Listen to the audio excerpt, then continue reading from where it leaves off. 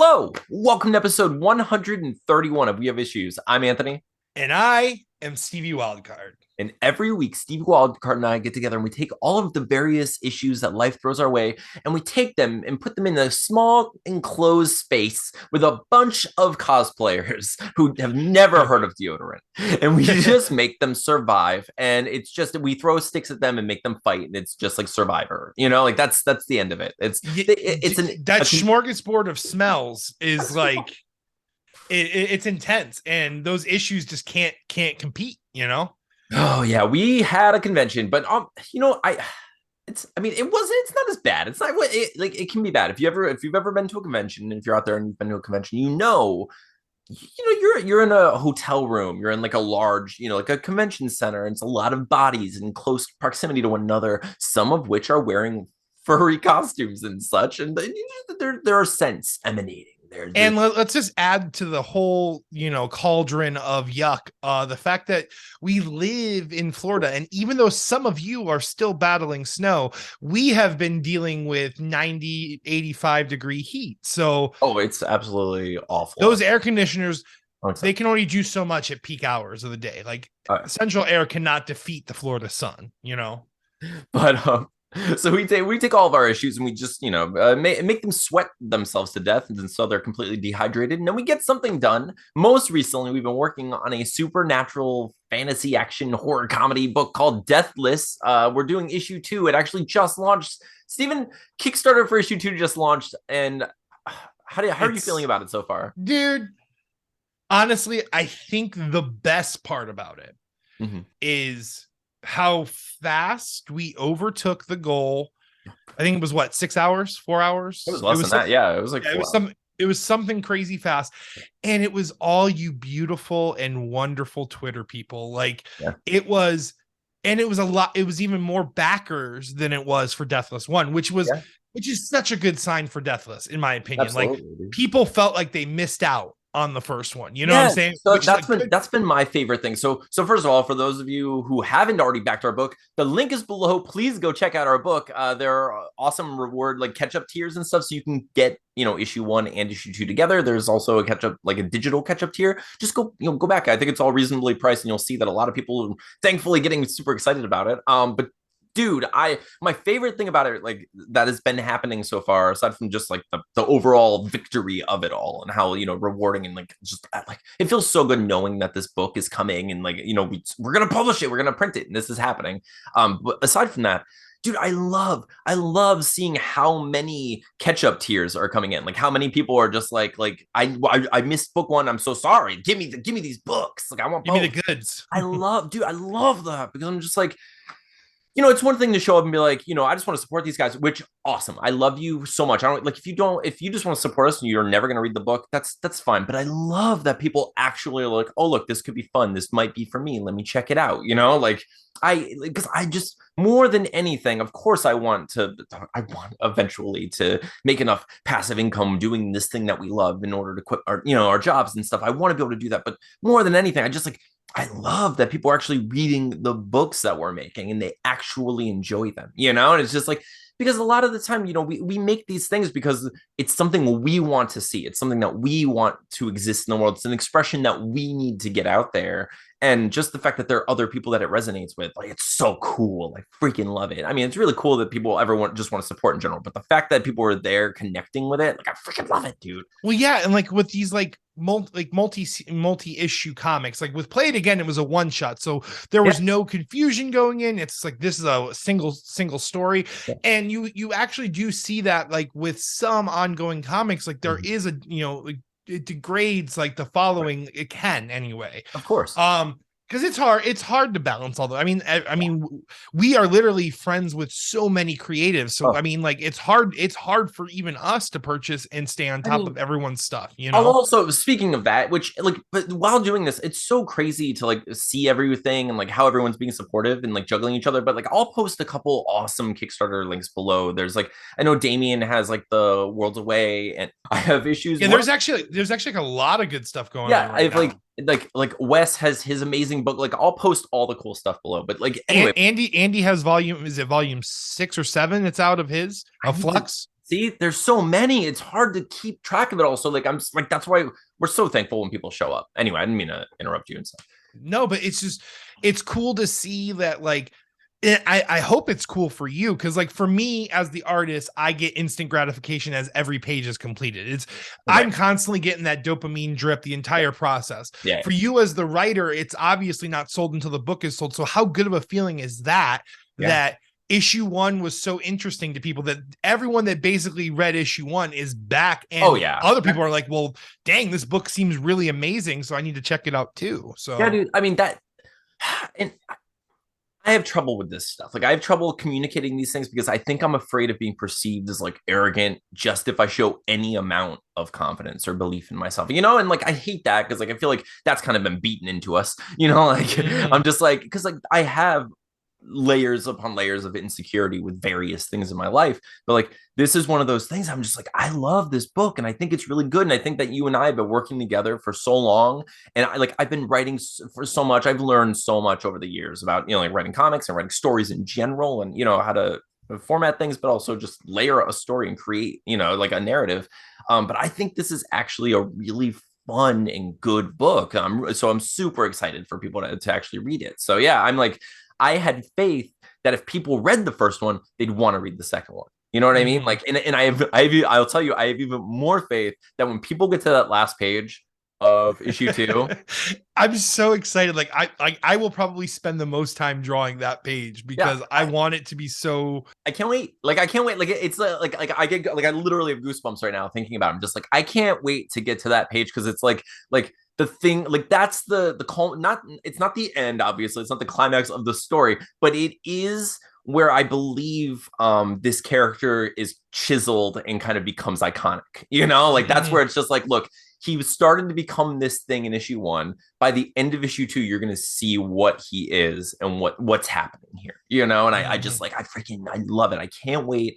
It's such a weird book, but anyway, dude, yeah, I feel amazing. You're right though. I don't get that gratification from, because people and that's why I try to, but I know it's tough because as I'm your best friend. So like my words are taken with, you're taking it with the largest grain of sugar. Actually, you're just assuming it's going to come out sweet. Yeah. So like I get it. So like for you, like it's got to be rewarding, man. It has to be awesome to see that people are like all about it. Because Deathless, like, as I get to read those scripts, so like I'm like laughing as I'm reading, like the what I'm drawing per page and as it goes, Exactly. So but it has to be awesome for you, and I'm glad. And like we sold out of Deathless at the convention, which was really cool. I ordered more. So if you're thinking about placing an order, actually, you don't even place an order on our website right now. Go back our comic book, get the catch up tiers and everything, and we will get those books to you as soon as we possibly can. I can't wait for that. But I did order more, so I can't believe we sold out.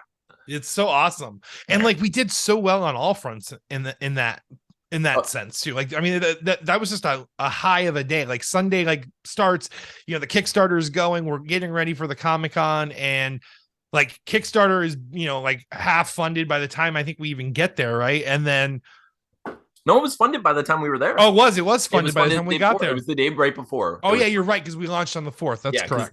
What you're thinking of is the previously on our launching. We did launch the day we had our convention, like twice. I think that happened, and then for whatever just the way the dates worked out, it was just the day after.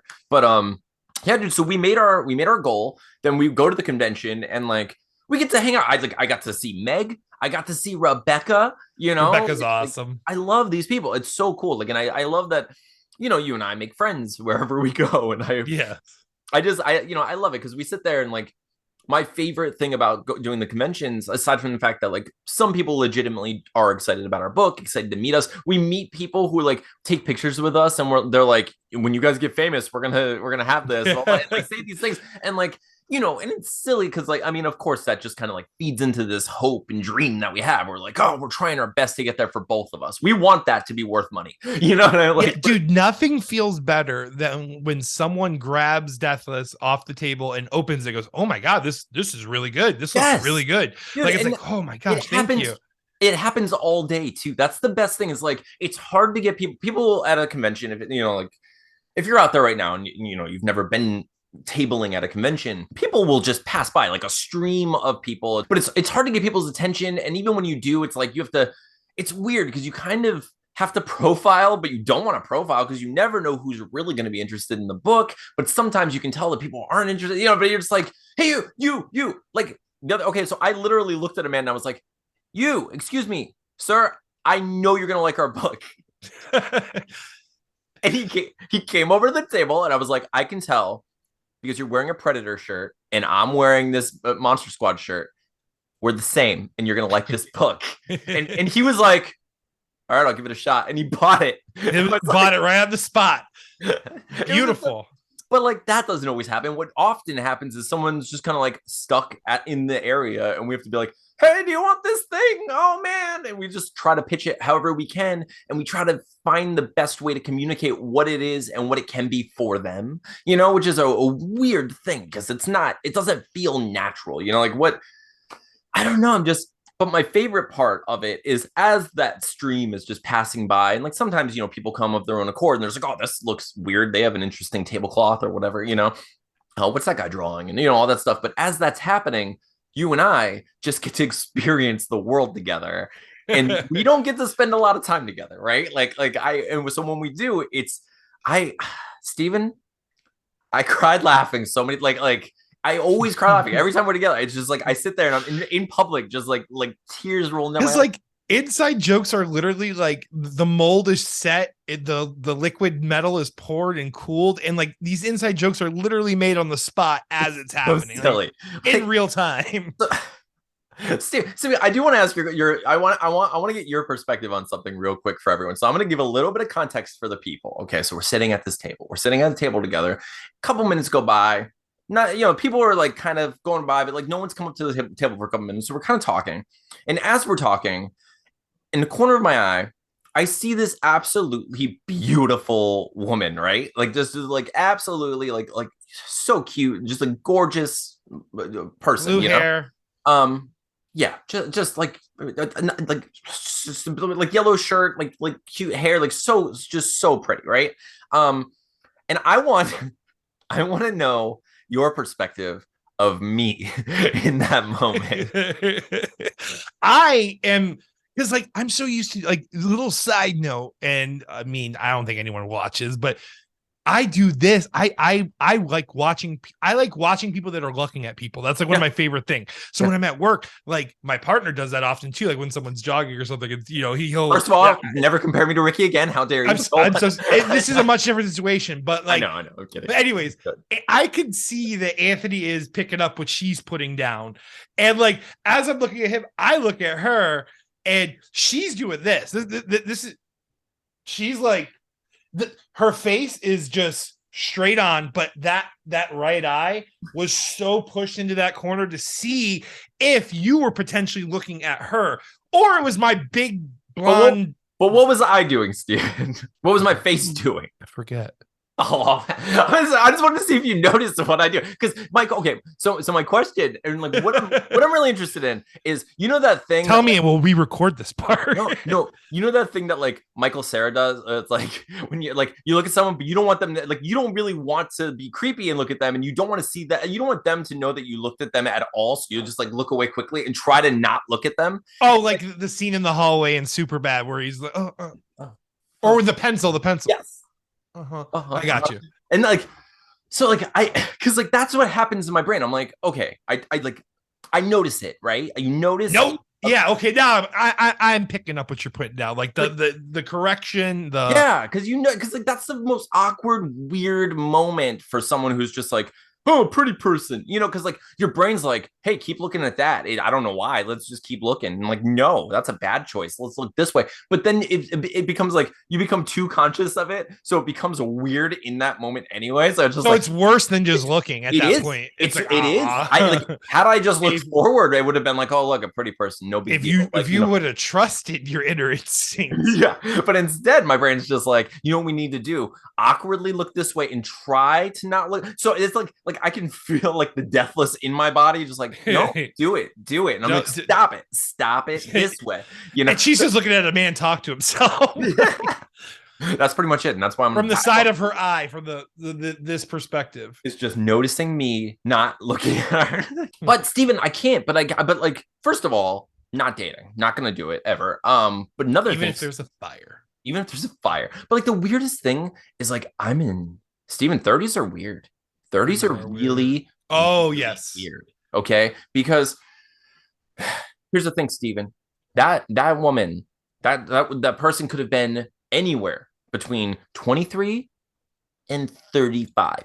Like, no, nope. Yeah, I'm actually really like, I'm really good at like, if you're a, you know, teenager or young, like young, like early 20s, like I can find those people. Yeah. Well, but like that weird age gap of like 23, 24 to like 40. Yeah. Like, no. I can't. I have a hard time guessing ages. Nope. Everyone looks 25 to me. That's how I feel. That's the flat, like, that's how I feel too. And I don't want to accidentally DiCaprio myself. Like, I don't want to be like, oh, look, like you could be 30. And she's like, I'm 23. And I'm like, I'm gone. And like, that's weird. It's uncomfortable. I don't want to do any of it. Like, peace. It's disappear. Yeah. But dude, like, I mean, I think that's one of the many reasons that I actually do not hate dating apps, because it's like, you know, their relationships. There's a lot of information that's up front. You know, you're basically IDing them. Age. You're a bouncer. Like, you're a bouncer. Yes. No one's getting through this door unless they're like, you know, at least 30, you know, and then, you know, beyond that, it's like you need to definitely be single, and even beyond that, I don't actually want to date, so you need to know this, you know, like this is. But it's just so weird because so my body is like, it's just so dumb. And I only brought it up because it was funny that we got to talk about it at the con, where I'm just like, huh, so, in real time. I don't want to, Steven. And Steven, and you know, you're like, yeah, I saw you notice her existence. And I'm like, I did, and I hated it. I hated that she, like, and I was like, she noticed your existence too, though, so it's all good.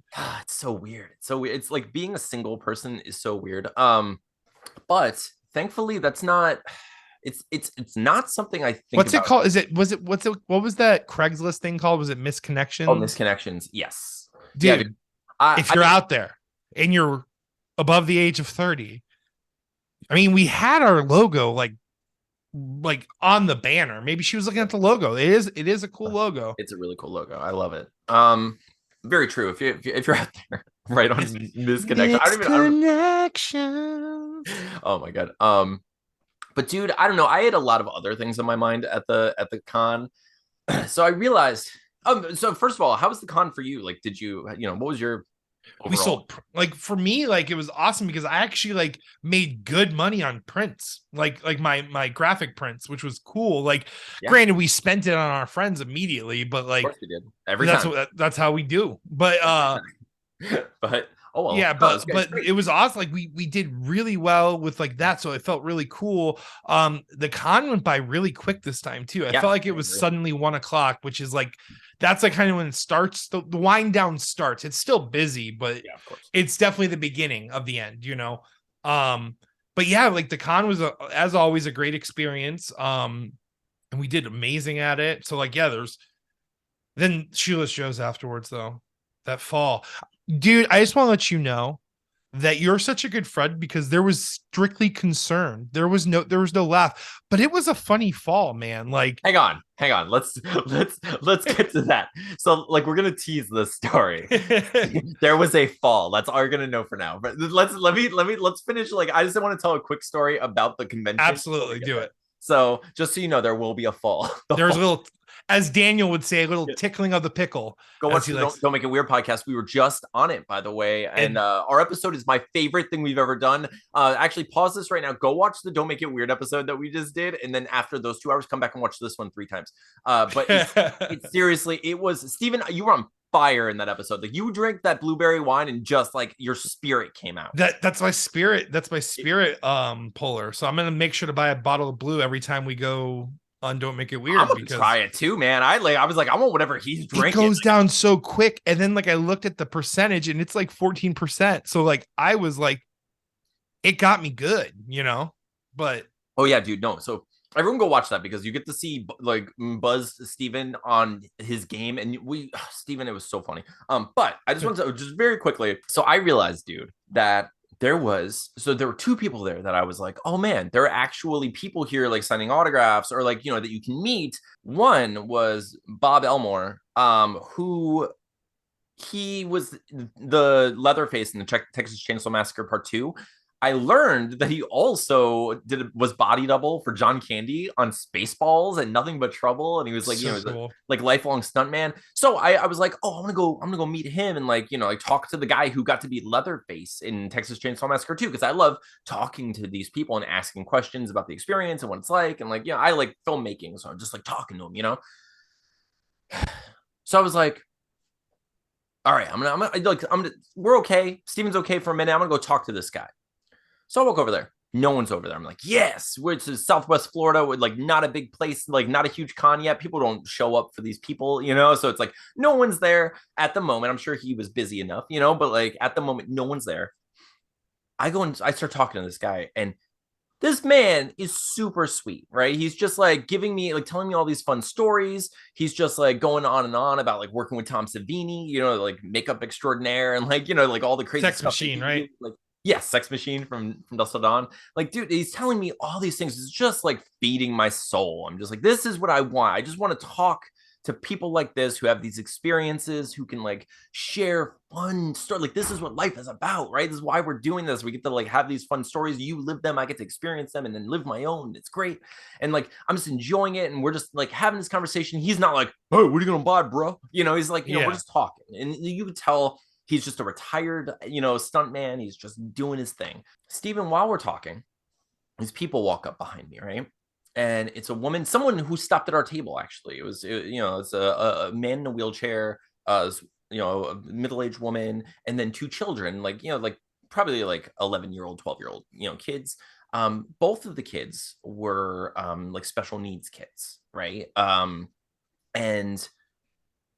so I was like, oh, he wants to say hello, and I was like, oh, we're just talking. So I just like took a step aside. I was like, go ahead, This man, right, like helps this child get around the table, and he's just like talking to him, and like this, you should have just seen a beautiful human being. It was the best. Like, you see the smile on this kid's freaking face. He's like, picture, and like in the best way he could. He couldn't speak very well, but you could tell what he was trying to say, and he was so excited to have a picture with him, and it was just like glowing, and I was just like, this is amazing. And I'm looking at, and like, I was just like, this guy is so sweet, right? But I was like, okay, there are two kids here. He's being super sweet. You know what?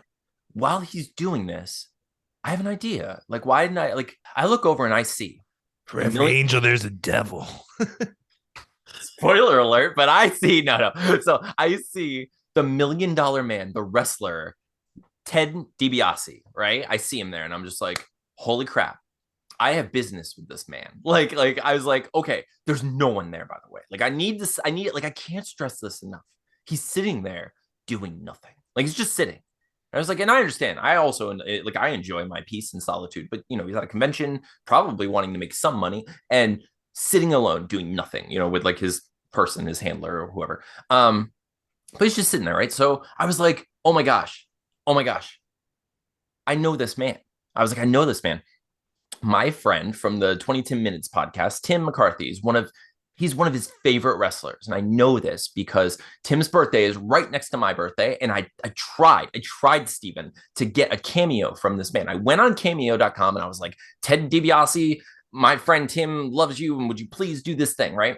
And I paid money, and I paid the money.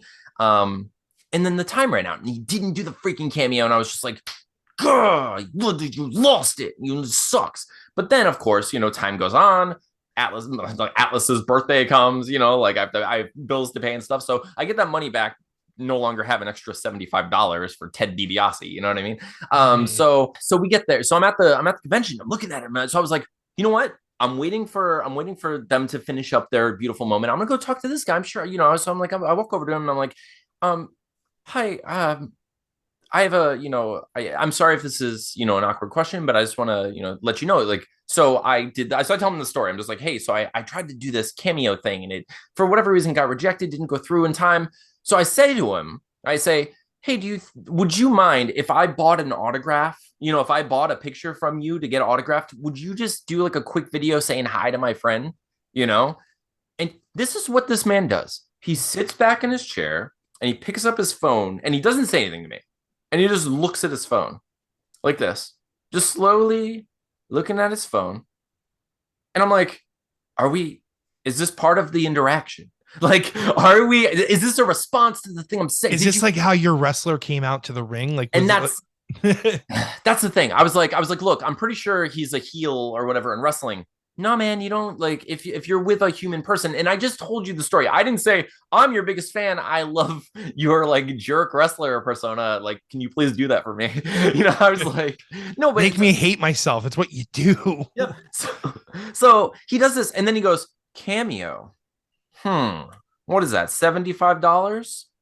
If that's what you want to do. And I was like, well, I was like, well, sir. I was like, unfortunately, I'm here tabling. I don't really have an extra $75, but I'll buy an autograph picture. If you don't mind, just do like a quick, hey, like, Tim, how's it going? Like literally like not even a cameo, like yeah, like a what's 3-second, like, hey, I have a really big fan out there. Yes. And give me 20 Tim seconds, like as I'm handing you the money for the print, just say it and I'll film it. That's it. Like nothing, like I'm sorry, like any reasonable person with that much time, like sitting there doing nothing, like just like say happy birthday to my friend. Like, what are you talking about? If you ever see me in public and ask me to say happy birthday to your friend, I don't care. I will 100% do it. Please call me on this and make me say I'll happy birthday. I'll pay you to let me say it, okay, people? So please let me be the one. Like, please show me this episode. Like, if when I'm gonna say when Steven and I are famous filmmakers and comic book creators, and we have arcades around the country, please stop me and say, will you please say happy birthday to my friend? I'll be like, you're goddamn right, I will. Like, but you better buy this $30 autograph at least. $30. I'm just kidding. But so he says that, and I'm like, okay, I'm sorry, man. I'm just gonna, go back. And he says, nothing's free. I was like, I wasn't asking for anything. Okay. And I just laughed. And I laughed, and the people were leaving, and I just like slowly, awkwardly made my way to the next table. And the funniest thing, Steven, is like, I wanted that, right? But it wasn't important to me. Like I wanted him to do that because it would be a nice thing to do, but it doesn't change my day. You know what I mean? Like I was so excited for Bob Elmore and like talking to him and like having these conversations, experiencing this, that it was a literal, when it's like raining in front of you but it's like sunny behind you and you're like, oh, this is, how did that even happen? What is it, what's happening? Well, I mean, we see it in Florida, but yes. Yeah. But like, so it was just so funny because I take a step over and I'm just like, so anyway, you worked on Nothing But Trouble and stuff, and like we went. It's right back into it. It's Belle's father on the horse. The castle's all dark, and it's just this. Dude, we went right back into it though. Like he just like hilarious. Like I couldn't help but like I was so into this conversation with him, but then there was a second where I was like, I realized that I was like, I'm just sitting here having this fun conversation, and I look over and it's just like moths and like no one's he's doing nothing. That's what like bothered me, is I was like, he's doing nothing, and he chose of his own volition to like just not say happy birthday to someone. I was like, how dare you? Like, who are you to not do that? Anyway, I mean, not that you owe anyone that, but it's just like, come on, man. Like, what are you doing? Open the video store, man. Open the damn video store. Yeah, open the video store. No, but anyway, so I finished up my conversation with him. I went back to you, and I told you, and I couldn't stop laughing about the whole situation. But I got an awesome poster signed, and by the guy who played Leatherface. It was one of my favorite Texas Chainsaw Massacre movies. So pretty cool day, and like we were super successful. Got to meet someone cool. Got to have a weird but funny interaction with that guy. But then you and I. We went out and we went to Shoeless Joe's and we got some food. I got a fish sandwich, you got a couple beers. What was this? Each had a beer. Yeah, it was great. And we got I need to emphasize that, like, I was not intoxicated. This fall was. I mean, I had a beer, but this fall was completely like sober. Steven just not assessing the situation. I can't. Okay, so what happens is, of course, naturally, we're sitting down. Steven's in a booth. I'm in the chair across from him. Which, by the way, why do you guys do that? Why do restaurants do that? I understand you're like, Why do I get the fair to king's seat everyone. and then when But you like, on yeah, like just put another booth there. eat your food in front of me, Jesta? It's so you get this, yeah, you get the seat fit for a king, and I have to sit over there, But like A seat I thought was much bigger than it was, so, but we're about to leave. And Steven does the scoot, which everyone, you do the scoot. You can't sit up. You're going to hit your knees on the table. It's just uncomfortable for everyone. He's going to knock the table over. The drinks are going to fall. Whatever's left of them is going to fall on me. You don't want to do that. And what he does instead is he scoots. Steven. So I need you guys to understand something. This booth is one of those like restaurants where there's just a wall in the middle of the restaurant and there's booths up against it. And then there's tables up in front of them, movable tables. And then there's movable chairs in front of said tables. Now, every restaurant I've ever been in that has that setup, it's one long booth. Like, think about Jason's Deli. Yeah. It's one long booth, but then the tables create the separation of the tables in front of said large booth. So I'm doing the booth shuffle, and the last part of the shuffle to get like more distance, I push my hardest. I push off and I go to land on what I think is going to be more booth. And dude, I'm just sitting down like I'm doing the Russian dance. Like I completely fall like straight on my butt. Restaurant is like half full with old people because it was early bird. Yeah, and they were like, "Oh, and I was literally like, "He's fine. He's fine." I said, "Anthony, we need to go. We need to go. We're gonna lose all these grandparents from our podcast." We were losing it. We left and just hopefully they subscribe to our podcast because we're talking about them. I didn't fall. I was flying with style. Okay. I was falling with style. Falling with style. It was amazing. But overall, it was great. I mean, fall in all, I'm just gonna say if that was the worst thing that happened. As far as falls go, it's about as graceful as a fall. The fact that I landed on my butt like a kid was a little bit comfortable. It wasn't like there was no pain. It was a perfect flop. It was like they thought I was the wrestler that was at the convention and I was showing you my Vader bomb. Like that's what they thought I was doing. Oh my God. I should have said that. I should have been like, "Oh, the $1 Million Man just fell on his butt." And just he did his signature move in the middle of Shoeless Joe's. Any autographs? Nothing's free. I just want and we leave. Everyone knows who he is.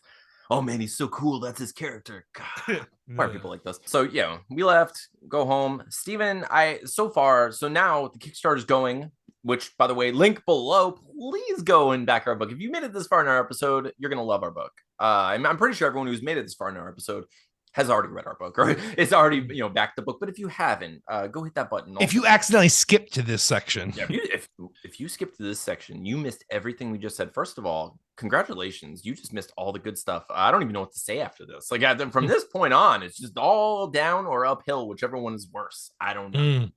Depending on what boulder you're pushing, exactly. Yeah, is it chasing you or are you pushing it? But Steven, our Kickstarter's been going freaking phenomenally. We do have to think about stretch goals. I think we should do some trading cards. Trading cards would be cool. I think we should do small prints because we were actually talking about this. It's because if we just give everyone my 11 by 17 prints, which I don't care in terms of printing costs, but shipping gets so whack after once you increase the size of the box, it gets crazy. So like cool prints, but just that would fit with the comic in my mailer, that would be perfect. Yes. I don't know. Like I was thinking, like maybe we'll do like trading cards. It might be cool.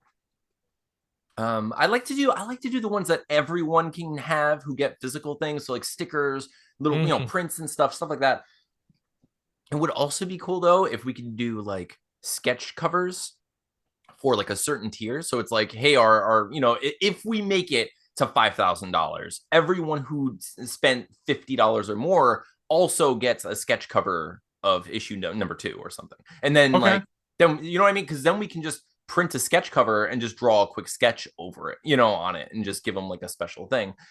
if we get to 50,000 or $50,000, if we get to $5,000, If we get to $50,000, if we get to $50,000, we're quitting our jobs. You just tell us what you want us to do. Yeah, at I that will point. do whatever you want. No, but I don't know. So yeah, we have to talk about that a little bit more. We still have like 26 days, a little bit more, like 27, 26 days left of this campaign. Excuse me. So there's a lot of time left. So go back, make sure you're sharing the link everywhere. I know people always assume that everyone else is sharing the link, or always assume that like, oh, everyone in my circle is everyone in his circle. That's never the case. I promise you that like we don't know all. We all exist in Venn diagrams, and there are circles. It's so true. We have these little bubbles, and like sometimes, they cross, and like that's when you start seeing. Like even with you and me, like we are probably, aside from like Tina and I, like us three basically, but we are like the tightest Venn diagram. But even me, like I have that anime, like like there's certain there's certain parts of me that aren't parts of you, and and it really is that way. Breaks my whole heart, Stephen. No, I know that swap bunk. I mean, that's how I felt. Like I felt like horror stuff and all those people, so like because I miss it's like I swapped horror for anime, you know. It was like it's true. And by the way, if any of you are out there and you're interested, I do a good time bad movie thing every Thursday. You can check that out, and it's follow it on Twitter and everything. It's been so much fun. We only did one so far. We're doing another one tomorrow after this launches, but I'll try to stop in. It's so hard because of the times and like how early I get up and stuff, but absolutely, dude. I know. But it's just one of those things where I'm like, whoever can join, fun. Like, it's like it's a closed off little thing. So if you're interested, you have to follow the Twitter, and then I'll invite you in the circle if you're not a monster. That's pretty much all it is. But it's been a lot of fun so far. I'm not sure what we're gonna watch this week. Maybe Troll 2.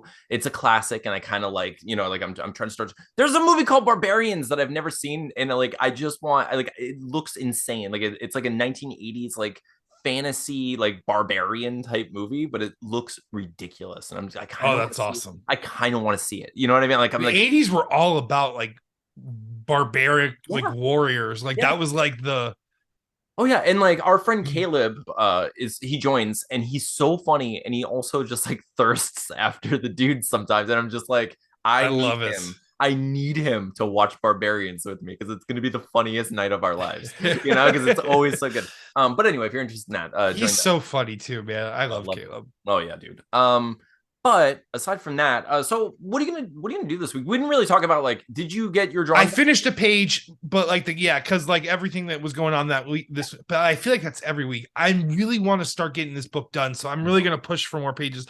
If we're recording Friday, I don't know how much I'm gonna get done, but if we end up recording next Tuesday, I'm pushing for a lot this week. So I'm at least gonna get one, like definitely get the one, but I really want to up it to 2 a week. I really, if not 3. That's like what because then we're done. Like then we can start issue 3, like, and then start that Kickstarter in June. You know what I'm saying? Like that's what I want. That's what I want. Like, and I think it's doable. It's just finding those right caveats of time. I keep having stuff like I had to take my dad car shopping. It's just life. That's why we have issues, folks. But I still did get one solid page done. So like, it looks so good. I might touch up a little more, but feel free to color, because then I can just I'll send you the TIFF tonight. But awesome. And I've been getting a lot of coloring done, so I'm super excited. I actually, not this coming week, I'll do my. So what are you gonna do this week? We'll talk about that. Okay, so I always forget which page I'm on. I think that was page 6, right? Yeah, I think so. Yeah. So I'll be working page 7, and if we record Friday, I'm still gonna try to have at least 7 done by Friday, though. So if we end up recording Friday, I should have 7 done, but I want to get 7 and 8 done and 9 roughed. I think that should be a solid goal. Yeah. I'm gonna do my best. I'm gonna try to color what you've given me so far, like finish it up. If I don't finish it, the following week, my son goes with his mom for 2 days, and I actually just took off those 2 days. I was like, look, I want to completely catch up, and if I am exactly, like, if I'm totally caught up, I'm just gonna let her, like, and I'm gonna get it going, because like the sooner we can get every piece of the process done, the sooner the book's done. So I can't freaking wait. Like, that's what I'm gonna do. But this week I'm just gonna do my best to do the page that I have now, which is 5, I guess. Yeah, so I'm gonna work on page 5. I should be able to finish it. We're gonna, I don't see why not. Probably maybe not before Friday, because it's It's very It's soon. Friday. Yeah, it's very soon. I mean, this is because we're crazy boys. We're recording the night before the podcast airs. Always. Yeah. So, but thank you all. Thank you all for joining us for this. Thank you for backing our Kickstarter. It really does freaking mean everything to us. Please go share it with everyone you've ever met in your entire life. Go share it with random celebrities. Go tell, I don't care, go tell Fabio about it. Be like, hey, remember that time you were hit in the face by a bird? By the way, I mean, Steven, whoever doesn't know that, Fabio was hit in the face by a bird on a roller coaster. Also be like, hey, listen, Fabio, defend your honor. I hear there's some guy out there that has impressive hair. Like he's gunning for your crown. He doesn't have anything else going on, but that hair. That's another stretch goal. If you guys get us to $6,000, Steven's gonna just he's gonna pose on a book like Fabio, and I'll be the woman on the book like Fabio's woman, and it'll be an alternate cover of Deathless. It'll be beautiful, and you're all gonna love it. It'll be gorgeous. I'll brush my hair for 5 minutes on a live. Oh, amazing! I will brush his hair for 5 minutes. You'll hear all the. I'll brush his hair with a goat's comb. I don't even know what a goat's comb is. I just made that up, but it's very fancy. I promise. But thank you all. Who's thank brushing you all goats? That was a very Tracy. Who's brushing goats? Like just like thinking about it. Like. So, but thank you all for watching. Thank you for listening. Please go, follow us on Twitter, follow us on Facebook, follow us everywhere you can, tell all your friends about us, back our book. Thank you so much for showing up for us. I'm Anthony, and I'm Stevie Wildcard, and this has been We Have Issues. So we'll see you next time. Boom.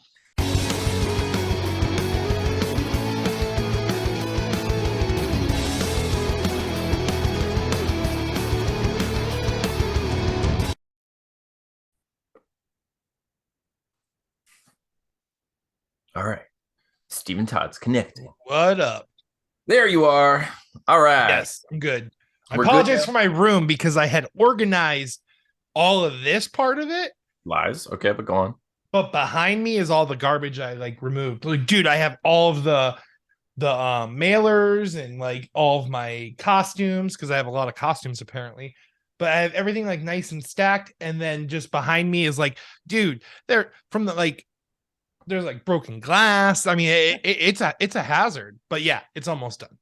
That's okay. So that's the only way I can clean. Like I don't do the thing where like you pick a spot and everything goes like perfectly. I will literally like corner things. I'm like, oh, this whole spot is clean, but everything's over there now. And we're basically like, human beavers making dams of in pathways that don't affect us, basically. Oh, absolutely. But I do that. I'm like, oh, this looks gorgeous. Down over there, the apocalypse. If I turn around, it's the end of the world. There's no chance I'm good. No, I can't survive up there. It's uninhabitable. Like you can't do it.